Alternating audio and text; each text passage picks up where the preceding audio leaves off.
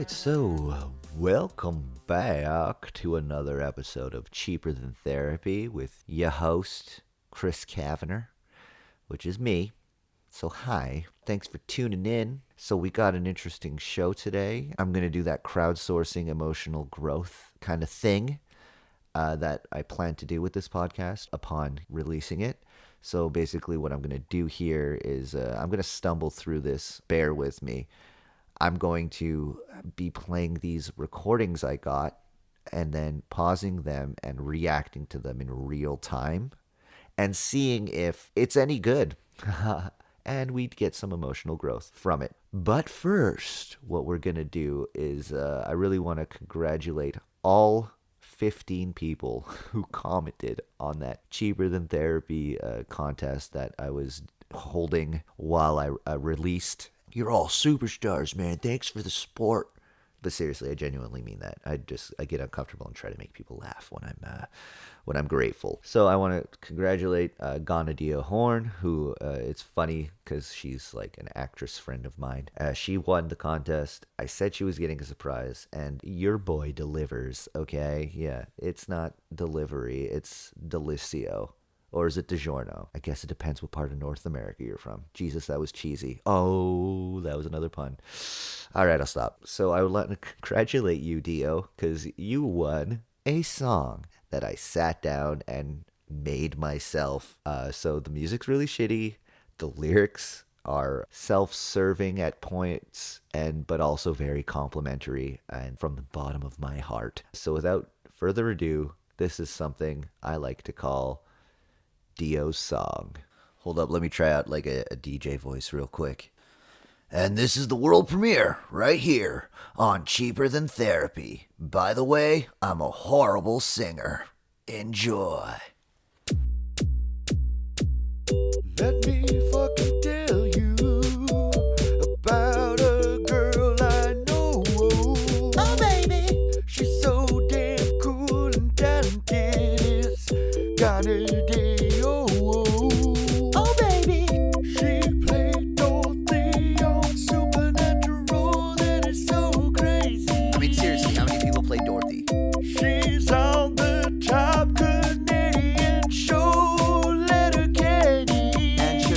up. If I could audition for them, you know they'd hire me. But enough about that. She's got a badass podcast called Coffee with My Mom. You should really check it out, seriously. Let me fucking tell you, she's gonna go far, she's a star. Oh, baby. Thank you, Ganadio, for blessing us with your gift from above. All right, so I made this song because Dio, you won the contest for my podcast, and you were supposed to get a surprise. Well, guess what? Here comes your surprise. 3, 2, 1. Got a deal, got a deal. Got a deal, got a deal. Got a deal, got a deal. Got a deal. Got a deal, got a deal. Got a deal, got a deal. Got a deal, got a deal. Got a deal. Hold up. I gotta get that out again. Got a deal, got a deal. Got a deal, got a deal. Got a deal, got a deal. Got a deal. Got a deal, got a deal. Got a deal, got a deal. Got a deal, got a deal. Got a deal. Boom. Surprise dance crap at the end there. I'm sorry. I'm sorry I did this. Okay, so that was the song that she won. And because when Dio won the contest, I told her that I was going to make her a song. So she knew that the song was coming. So I still wanted to surprise her. So that's why I had like a surprise dance number. I don't know. It sounds like death metal with techno at the end. There's a few like inside jokes in there, but mostly just complimenting her for being successful and talented as fuck. And then saying what I meant by self-serving was when I'm like, she's on Letterkenny. Yo, get me an audition, sis. You know what I'm saying? Hook your boy up. Your boy can be a funny man on TV. But I know how being an actor is, and you don't have any control over who gets cast in something. It's just funny to say. Also, she played Dorothy on Supernatural. What? I thought that was sick. But Dio's like a really popular actress. She awards, dude. She has awards, several shows, like real roles in shows. Fucking Hemlock Grove, bro. She was like one of the first people I knew on a Netflix show. I'm definitely impressed with her, and so starstruck right now. So I made a song. No, but she won the contest, right? So that's why I made it. I didn't just make this because I'm crazy. Hopefully. Crazy is such a bad word, and I hate defining myself like that. All right, so moving on. This is a response to one of my episodes about failure, where I talk about what I believe society's kind of like Achilles' heel was at that moment while I was recording the podcast. There's nothing worse than people obsessed with failure. Fuck. So let's hear the reaction, and let's see what we can do with it. All right. I'm wondering if it's not so much that we should not value failure, but that we don't allow ourselves to embrace success. There's this sort of humility we're supposed to feel. We're meant to feel humble and not brag about our successes, even if it's just stating, I have been successful with this thing.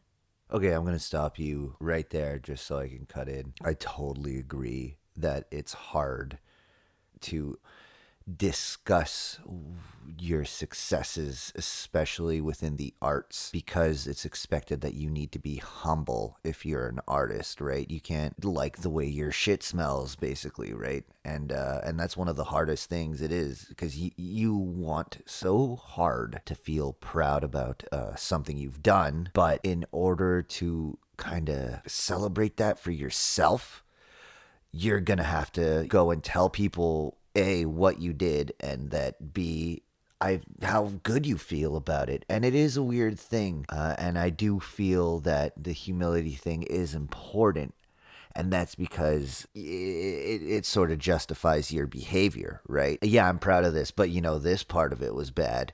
I don't know. Like, say I was in a movie and I'm proud to be in it, and everybody's like, wow, good job. And then they allow me to like say thank you. That's like as far as I feel I can go in the whole like being proud of my own success thing. So yeah, I mean, I kind of tangented there, but yeah, back to what you said. Okay. It can be seen as a brag. And when we see people who are bragging about their success in a really overt way, like driving a fancy sports car or treating everyone to a really expensive meal, we view that person in a negative light as being a braggart, as being pompous or pretentious, egotistical, and essentially not humble. Oh God, I feel like you just described me, except it's not a sports car or something. But for some reason, I just like resonated with what you were saying, as in like looking at my own behavior. Because I do try to like buy people things, I guess. I don't know. Like this is a typical case. Like if I know you and you come into my restaurant and you know me from acting and you just like saw behind the curtain of my life and now you're seeing me being a food servant, I always, almost 100% of the time, unless I really don't have money, I'm going to buy that person their meal. And it's not to brag, but it might seem that way. I'm just trying to like appreciate the fact that they came into a restaurant and struck up a conversation with me and kind of gift them with something that I know I would find pleasant if I were to go out and see somebody I knew or something like that. But dude, I feel like maybe sometimes like I'll buy someone. I offered to do it today. I was doing a shift at the old restaurant, and these producers came in. I didn't know they were producers, but they had said something to each other like, nah, you don't want to be a line producer. They're on set all day. And that's like a really terrible impression of them. But there it is. And I went like, what are you guys talking about? I would love to be on set every day. I'd kill for that. And they're like, oh, what do you do? What are you, an actor? I'm like, yeah, because I'm waiting, right? Blah, blah, blah, ha, ha, ha. And then I was like, man, these guys are really cool. And yeah, and then I tried to buy them lunch, but they didn't want me to. And it was very, very nice for them to be like respectively declining what I always perceived in my head was like a nice gesture. But now, since what you said, I'm starting to think maybe it looks like I'm bragging or something. I don't know. Anyways, this is a whole response to failure, and I just keep cutting in. So, yeah, back to you. Okay. And I think that kind of ties into the religion thing a little bit, actually, about humility. But I don't know enough about religion to really speak to that.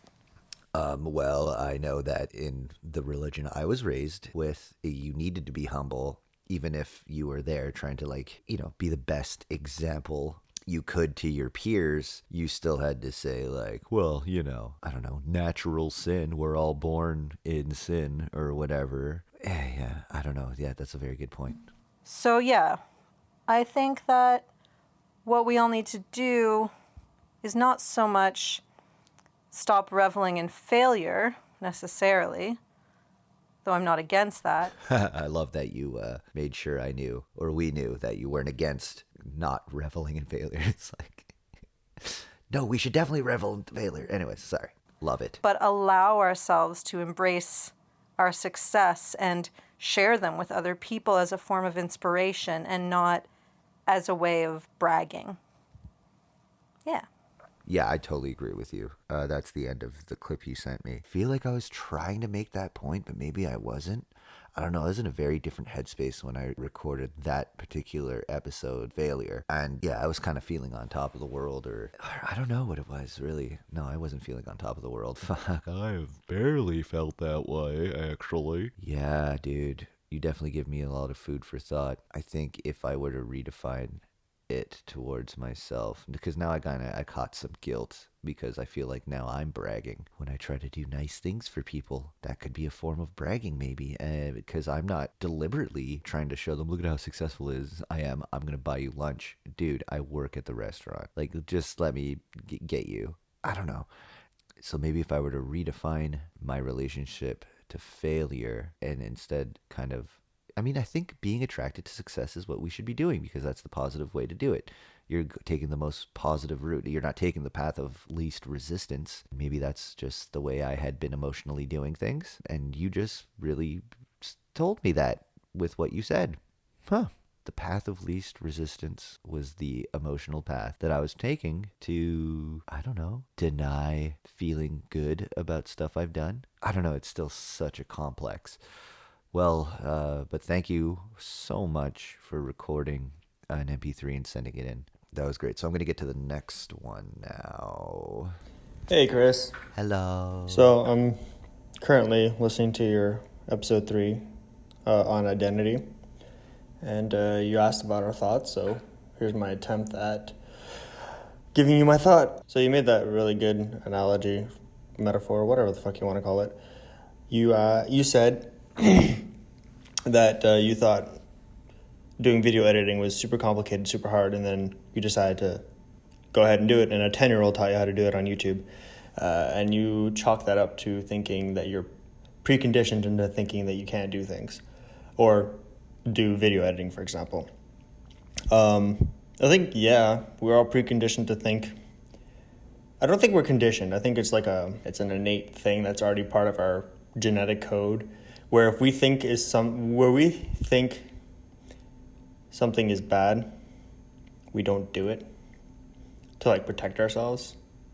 Like I'm talking some early Homo sapien shit, you know what I mean? Yo, like you're saying, like if we evolved to not do outlandish things or take risks. And that's this obsession with failure is kind of like a new way for us to evolve or something. As in, like, if we're starting to become attracted to failure. No, this is so terrible. Okay, I'm going to shut up. Keep talking. My analogy was bad just there. But thank you for the compliment for my other one. And then when the curiosity finally gets to us and we finally take that little leap of faith and realize, hey, it's not so bad, then yeah, we can succeed. So I believe that like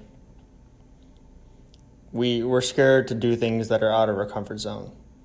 And our comfort zone is only ever going to expand if we do dangerous things. I'm not saying jump off a fucking bridge and you'll know if you can survive or not. Like, no, don't do that. But, like, just try things. Yeah, I totally agree with you. Like, I do feel like a lot of people, especially people like not from this millennial Gen Z, Y, whatever generation, they don't try new things. Like, I literally serve boomers all day, basically, at work, and they get the same fucking food every day. It's the type of people who think that once they like identify with something, that's them. Like, they're not just having 2 eggs over easy with bacon. They are 2 eggs over easy with bacon, because they don't try the new things. They don't get out there. They're not scared of mundaneness. And I think I'm just afraid of the mundane, the everyday. And that's why I do try to take as many leaps of faith as I can. Or, I'm ambitious towards goals. And I don't want to have the same thing for breakfast every day. I don't want to be that person. Anyways, very interesting. And as for original thoughts, I don't think any thought is original. I feel like everyone's had a rendition on it. But it's the way you apply said thought.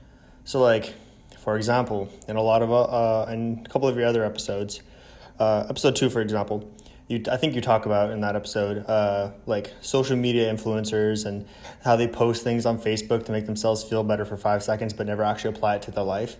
Well, I feel like maybe if you actually applied it and did something with it instead of just using that as a cover up for your shitty fucking life, then maybe you'd be like not so conditioned into spewing out a whole bunch of stupidity and not actually doing it. Holy shit, dude. You are savage, man.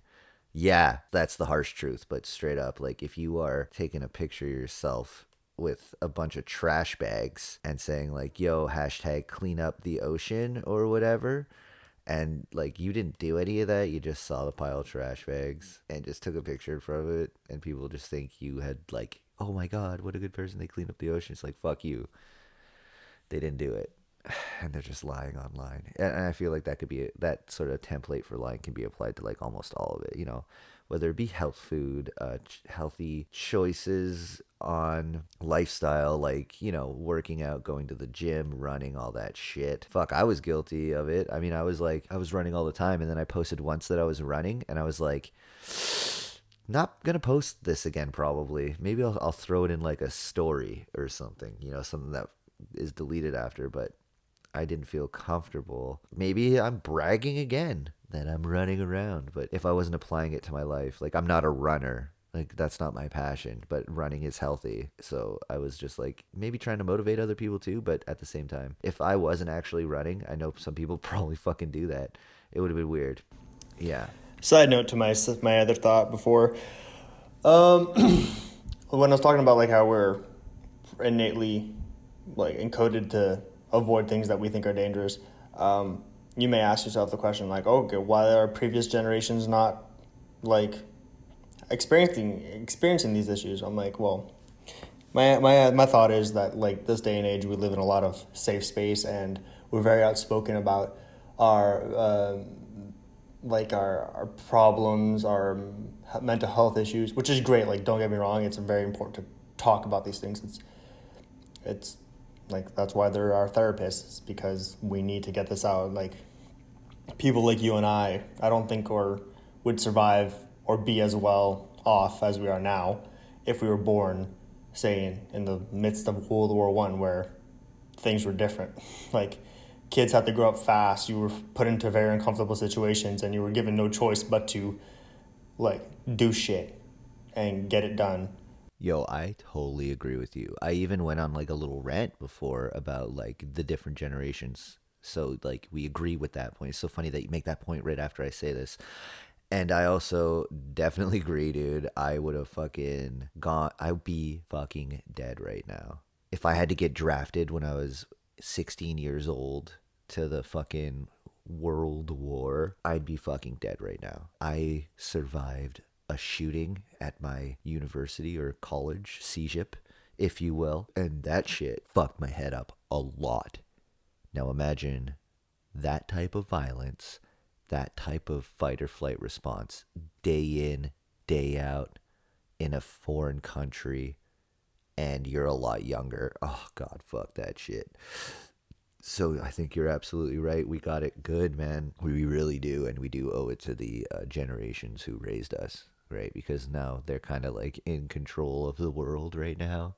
And there's a lot of shitty things going on, but there hasn't been a draft in the Canada or the US in our lifetimes. So pretty lucky there. Damn, count your blessings, folks. And I think because people were like thrust into that mentality of do shit, get shit done, they didn't have time to think about their issues. And I think there was a lot more communication because there weren't phones. Well, there weren't cell phones and the internet and all these other things that people would spew their time into and their thoughts and their every little stupid idea. Yeah, it's so true. I totally agree with you. Like, these people of that time were too busy worrying about survival because it was a more primitive time because of the wars and stuff. None of the creative people were able to fucking sit down and figure out how a computer works because most of the creative people back then probably got drafted in war, were too intellectual to be as fight or flight, totally understanding how to combat, and they probably got fucking killed. Society totally takes the back burner when there's a draft or a war, and I don't even know anything about this shit. I don't even know why I'm talking about it. But there it is. Jesus Christ, you tripping me out, boy. I mean, hey, a lot of good things has come out from it, but like in general, we as people are very connected through social media, but not connected as one people. That might make no fucking sense, but I really do think that the time is very telling that we're so open to share our thoughts and ideas on, let's say, a podcast or a fucking video, even that, because we're disconnected from people, but we're still getting a response that we want, you know? And if we don't like that response, we can easily just turn it off and go away. So we're very selective of what we want to see. And I feel like because of that, when we hate something or don't like it, we're immediately ready to cut it off. And in situations when we can't do it and we can't face it, we're like, we can't do it and we have to face it, we freak out because we're like, oh fuck, there's no off button. It's a blessing that we're more connected to ourselves and more outspoken, but it does come at a price, because anybody who puts themselves out there as vulnerable is kind of like showing everybody their target, and you can hit that bullseye and take me down. So it's fucking rough, man. It's a rough one. It's a battle. Jesus, Ryan, hurting my feelings, man, making me feel shit. Yeah, this took a really dark path. Yeah. But no, I totally feel you. I don't feel like people are very genuine or unique anymore. Yes, it hurts my feelings, and I can fucking sniff it out like a bloodhound, and it sucks. It's very hard to be. That's why it's really cool to see creators and people who do the shit you do, like put their thoughts on the internet and move shit, you know? Fuck, man. I'm so incoherent. I'm mid-breakdown, so yeah, it's always good to know that someone else is having a breakdown and I'm not the only one. Have a good one, Chris. Holy shit, how do you just stop recording after that? I am so sorry, Ryan. It is fucking, you're going through something. I get it, man. I'm so sorry. And I do agree that it is hard for people to be their genuine selves. I do agree. It is, yeah, dude. It's very difficult. It takes a lot of work and a lot of releasing of your ego to become at least as genuinely yourself to that person in the mirror that you can be.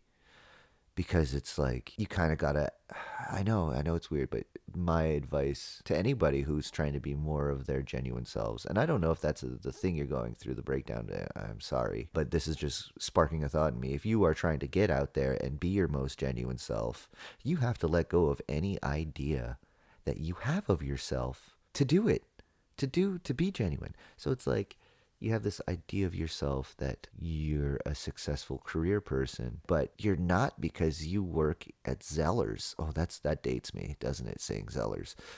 You have a retail job for a chain, but you want to be that successful career person. You're sharing career quotes online, and you know what I mean. Well, you're not really being your genuine self. You are participating in ambitional content. Ambitional, is that a word? And anyways, but you are not taking what I would call, probably other people call it this too, action steps toward your goals. So if you're looking to be your most genuine selves, you got to release that idea of the person who is successful already and look down at your feet and look down at the steps you need to take to get to that successful point. Because if you're not doing that, you're just portraying an image, and in which case you are not being the genuine self. You're just putting an image out there that you identify with. Huh. Rant over, I guess. Wow. Thank you so much for sending in these MP3s, and I really, really hope I get more.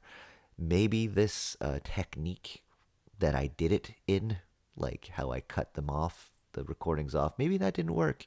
Hey, record one and let me know.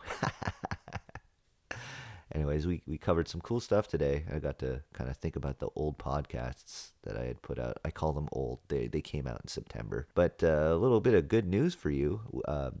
Cheaper Than Therapy actually premiered at 13th in Canada for podcasting about mental health. And I thought that was a little nice, interesting tidbit.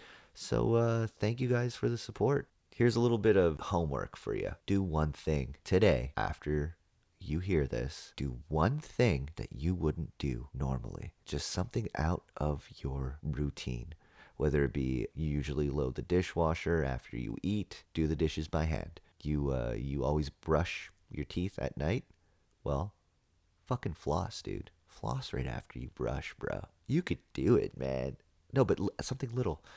And while you're doing that, see if you discover something new about yourself. Hey, I like flossing. Hey, doing the dishes by hand is interesting. I'm enjoying working with my hands. Or just do 10 sit-ups right now and see how that goes.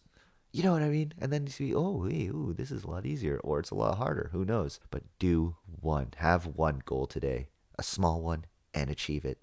Do something a little different. All right, well, this has been Cheaper Than Therapy. Thank you for listening. See you on the next one. Cue the shitty theme song.